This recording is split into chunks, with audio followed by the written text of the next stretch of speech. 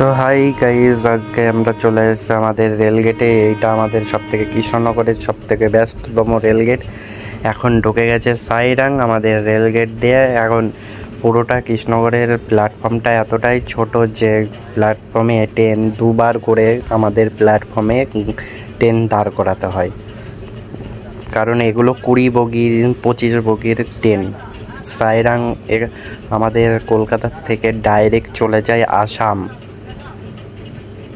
আমাদের এই রেলগেটে একটা ফ্লাইওভার করার দরকার। কোনো সরকার কোনো পদক্ষেপ নেয় না, খালি ভোট নেওয়ার সময় আমাকে কটা ভোট দেবেন এরকমভাবে লোকজনের পায়ে ধরে রান্না করছে, কেউ কেউ কাপড় কাচ্ছে, কেউ কেউ দাড়ি কেটে দিচ্ছে ভোট চাওয়ার জন্য।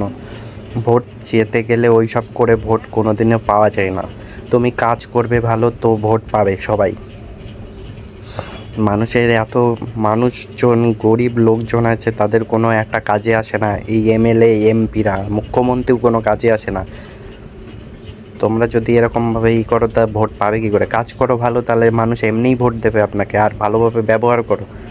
তুমি আমাদেরকেই আমার ধর্ম নিয়ে গালাগালি দেবে। মুখ্যমন্ত্রী, আমাদের যে মুখ্যমন্ত্রী আছে আমাদের সনাতন ধর্মকে অনেক ছোট করে। এরকম মুখ্যমন্ত্রী আমাদের হিন্দু ধর্মে না থাকাই ভালো। তো দেখো গাইজ, ট্রেনটা থেমে গেছে।